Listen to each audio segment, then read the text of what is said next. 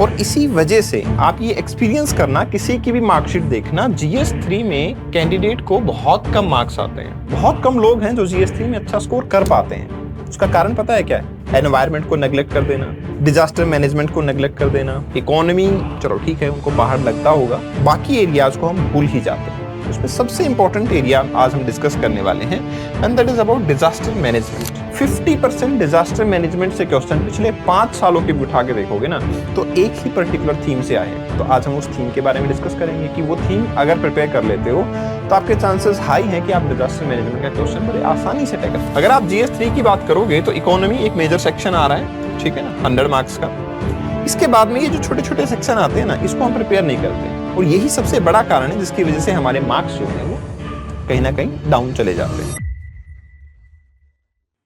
Hello everyone, welcome to निर्णय IAS।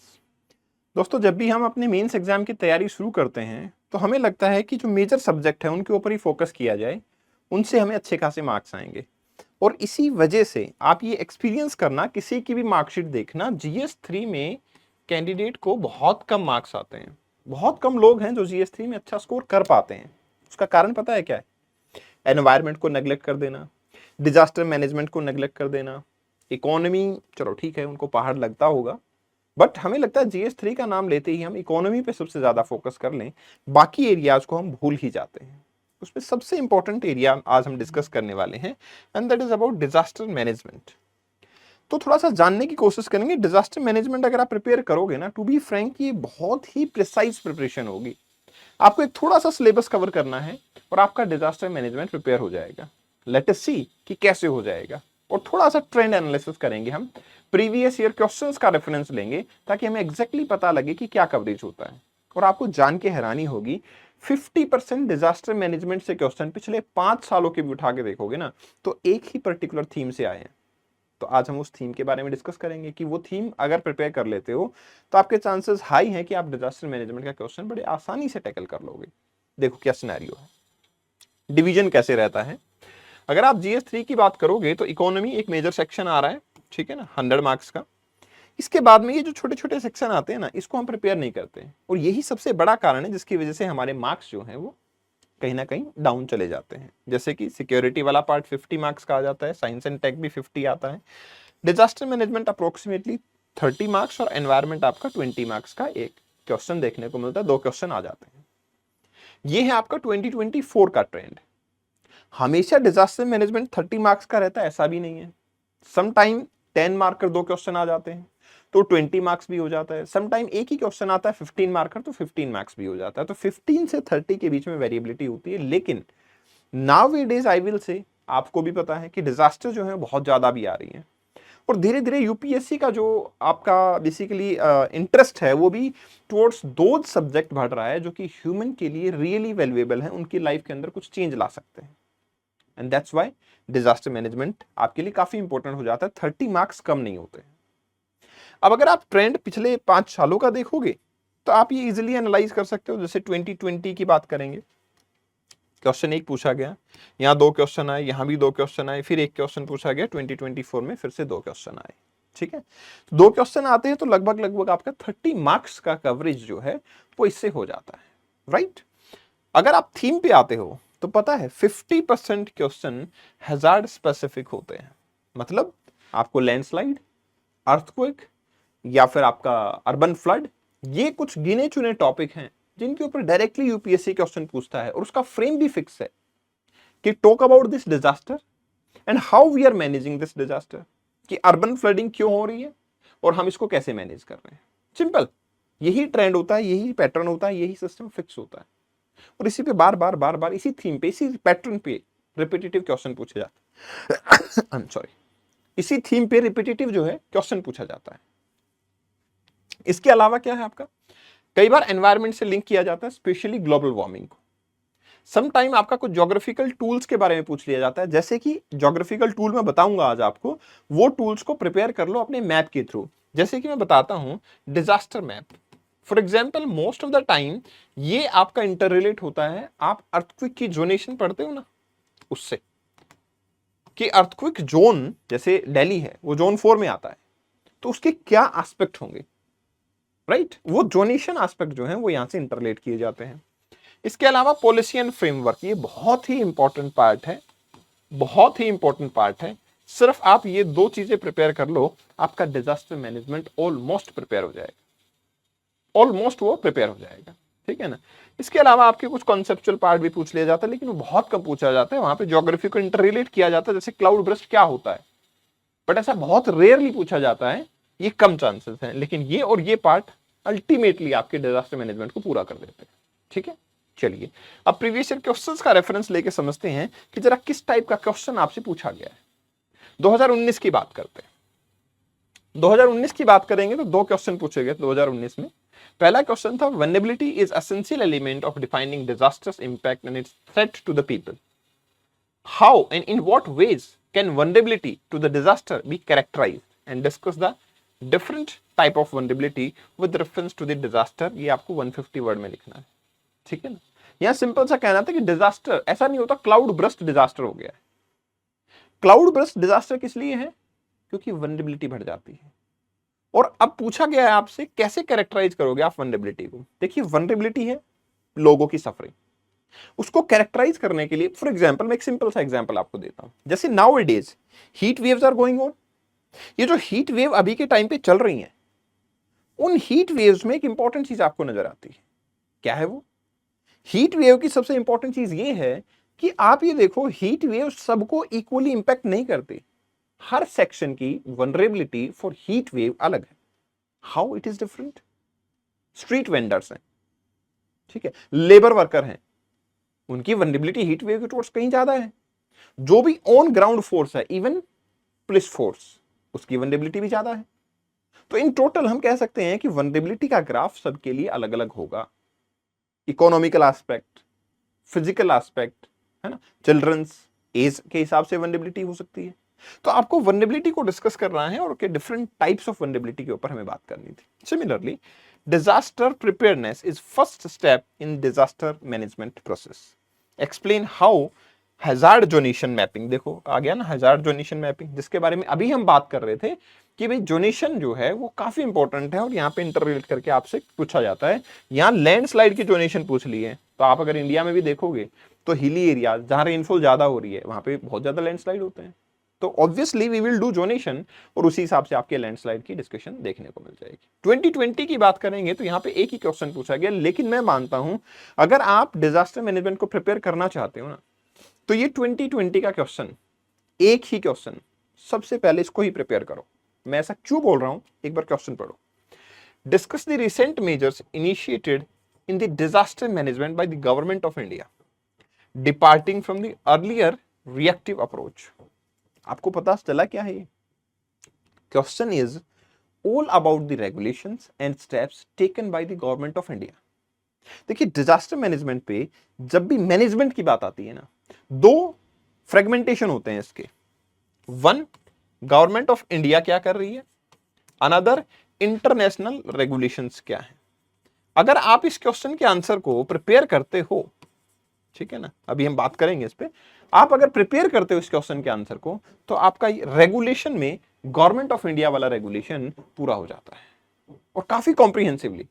और मैं आपको ये बताऊंगा अगर आप ये रेगुलेशन को पूरा कर लेते हो तो कैसे आपको लगभग लगभग हर एक क्वेश्चन को लिखने में, अपार्ट फ्रॉम दिस, ये आपको हेल्प करता है। तो this question I personally feel is the most important question of disaster management. क्यों बोल रहा हूं मैं ऐसा? देखो 2021 का पेपर देखना, आप उससे समझोगे।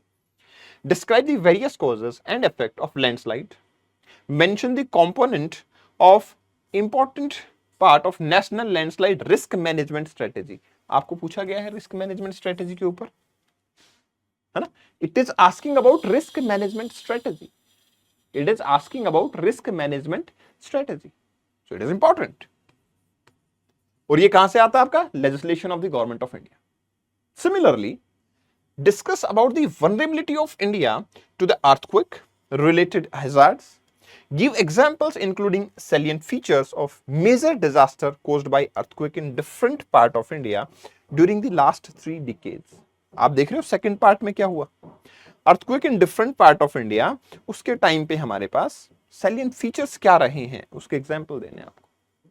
अगेन आपको एक हिस्ट्री जो है, क्रोनोलॉजी जो है वो समझनी है। और ये कैसे समझोगे आप? आपको अगर जोनेशन आ गई है तो आपको पता होगा किन किन एरियाज के अंदर डिजास्टर आई है। कई बार ये होता है कि सर इतने सारे एग्जाम्पल याद नहीं रहेंगे, हम कैसे कोट कर पाएंगे? सिंपल सी चीज है, अगर आप जोनेशन को याद रखोगे ना तो आप एग्जाम्पल्स को अपने आप इंटर रिलेट कर लोगे। और अगर आपको एग्जाम्पल्स याद सिर्फ रखने हैं, जोनेशन याद नहीं रखोगे तो बात नहीं बनेगी। Are you getting it? Next question पे आते हैं, 2022 पे आते हैं। 2022 में पूछा गया explain the mechanism and occurrence of cloud burst in the context of the Indian subcontinent. Specific disaster, cloud burst, landslide, earthquake. आप देख रहे हो क्रोनोलॉजी से क्वेश्चन पूछे जा रहे हैं और इंटरचेंज हो रहा है बार बार। यहां पे ही कोस्टल इरोजन के बारे में क्वेश्चन पूछ लिया फिर आपसे, ठीक है ना। 2 questions were asked over here. तो आपको स्पेसिफिक डिजास्टर को प्रिपेयर करना चाहिए और आपको broad perspective of government of India as well as international क्या चल रहा है उसके बारे में पता होना चाहिए।